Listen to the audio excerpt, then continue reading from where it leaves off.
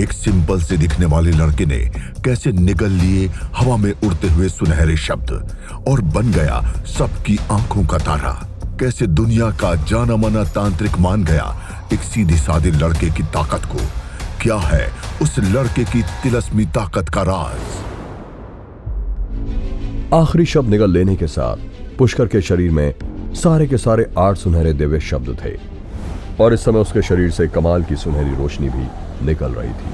पुष्कर के शरीर से फिर से वही वाइब्रेशंस निकली जो सुनहरे अक्षरों ने कुछ देर पहले निकाली थी और उसके साथ और भी कई डरावनी आवाजें भी मिली हुई थी, जैसे कि उसके शरीर में कुछ बदल गया हो। इस समय हर कोई ऐसे ही खड़ा था मानो वो किसी देवता को देख रहे हो और उन सब की आंखें खुली की खुली रह गई थी। किसी ने भी कदम आगे बढ़ाने की हिम्मत नहीं की और ना ही किसी ने भी पुष्कर को बुरी नजर से देखने की हिम्मत की। ऐसे शक्तिशाली आदमी का हमारे बीच होना कमाल की बात है। वहां खड़े हुए लोग बड़बड़ाते हुए कह रहे थे, ये कोई मामूली इंसान नहीं है। सारे सुनहरे शब्द उसके शरीर में समा चुके हैं। अब से फिजिकली दुनिया में कोई भी उसका मुकाबला नहीं कर पाएगा। तांत्रिक गिरी की आंखें डर से फटी रह गईं। इस वक्त उनके मन में कोई भी बुरे ख्याल आने बंद हो गए थे। शुभांकर एक मशहूर आदमी था, लेकिन एक ही झटके में उसकी आत्मा को तोड़ने वाले हथियार को पुष्कर ने तोड़ डाला। उसके पूरे शरीर की सारी शक्तियां तबाह कर दी गई और उसके शरीर के सारे इंटरनल ऑर्गन्स फेल हो गए। ये ना किसी ने कभी देखा था और ना सुना था। भले ही तांत्रिक गिरी कई सालों से तंत्र विद्या जानते हो, लेकिन यह पहली बार है जब उन्होंने एक जवान लड़के को ऐसा कुछ करते हुए देखा। वो सोच रहे थे कि ऐसा ही चलता रहा तो कुछ सालों के बाद तो कोई भी पुष्कर का मुकाबला कर ही नहीं पाएगा। ऐसा लग रहा था मानो गिरी के शरीर का सारा खून जम गया हो। उनके चेहरे के एक्सप्रेशंस बार बार बदल रहे थे। शुभांकर जो अभी भी जमीन पर पड़ा हुआ था और भी ज्यादा डर गया और डर के मारे चिल्लाने लगा। अचानक उसे लगा कि अगर वो दोबारा चिल्लाएगा तो शायद पुष्कर नाराज ना हो जाए।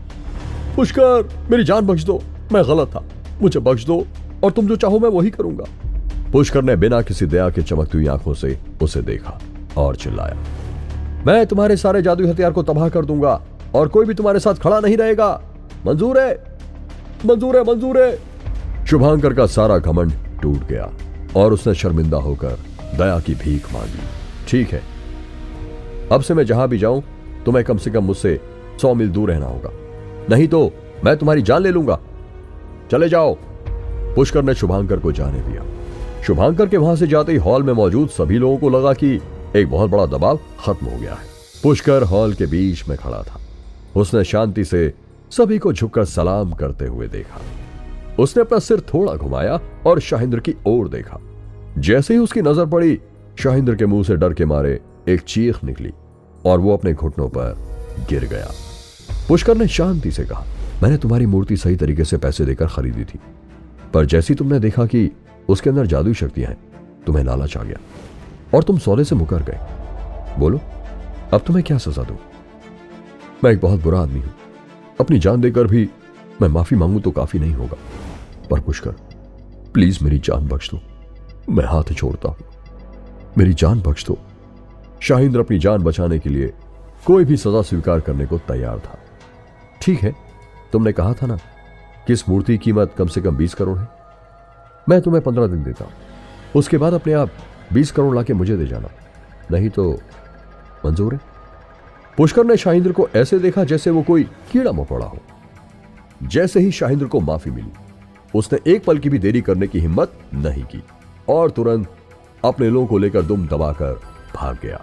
रुकने वाले लोगों में प्रभाकर, तांत्रिक गिरी, मिस नलनी और मॉल बेचने वाले बिग बॉस थे। सभी ने डरे हुए चेहरों के साथ पुष्कर की ओर देखा और सोचा कि अब पुष्कर आगे क्या कहेगा। तांत्रिक गिरी यहां सबसे ज्यादा परेशान था। उसने पुष्कर को कई बार बातों से धमकाया और जलील किया था। हालांकि उसने ऐसा कुछ नहीं किया था कि उसे कोई बहुत बड़ी सजा मिले, लेकिन फिर भी वो जानता था कि उसकी बातों से पुष्कर को बुरा लगा होगा। उसने अपने चेहरे को थप्पड़ मार मार कर लाल कर दिया था और फिर माफी मांगते हुए कहा, पुष्कर जी, मैं आपकी शक्तियों को नहीं जानता था।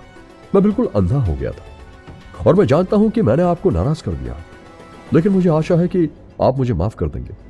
मैं कुएं का मेढक हूं जिसने अपनी दुनिया के बाहर कभी देखा ही नहीं। पुष्कर ने सबसे पहले अपने बगल में खड़े प्रभाकर पर नजर डाली। उसे बहुत पसीना आ रहा था। और फिर सेक्रेटरी यलगार का कांपता हुआ शरीर देखा। उसने मुस्कुराते हुए हल्के से कहा, इस बार मैं तुम्हें माफ कर रहा हूं, लेकिन अगली बार ऐसा नहीं होगा, ध्यान रखना। शुक्रिया, बहुत बहुत शुक्रिया, दोबारा ऐसा कभी नहीं होगा।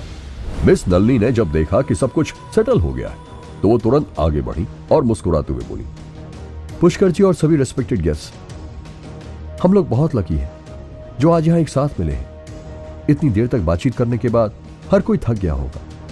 बाहर पूल के किनारे वाइन तैयार है, सभी लोग प्लीज बाहर चलें। पुष्कर जी प्लीज एक बार हमें अपनी हॉस्पिटैलिटी दिखाने का मौका दीजिए। श्योर। पुष्कर ने सिर हिलाया और मिस नलिनी को आगे बढ़ने का इशारा किया। एक पैक पीने के बाद सभी को बहुत बेहतर महसूस हुआ, जिसका मतलब था कि पुष्कर अब पिछली बातों को भूल चुका है। पुष्कर ने शराब का गिलास पिया और गिरी की ओर देखने लगा। गिरी का चेहरा, जो अभी अभी ठीक हुआ था, फिर से पीला पड़ गया था।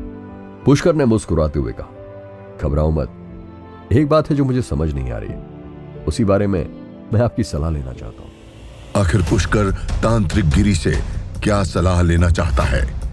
क्या उन सुनहरे शब्दों को निगलकर अब पुष्कर अजेय बन चुका है? मिस नलिनी ने पुष्कर के लिए कौन सा नया सरप्राइज तैयार किया है? इन सभी सवालों के जवाब जानने के लिए देखिए अगला एपिसोड सिर्फ पॉकेट एफएम के YouTube चैनल पर। और पुकार के सारे एपिसोड को सुनने के लिए डिस्क्रिप्शन में दिए गए लिंक से डाउनलोड कीजिए पॉकेट एफएम ऐप।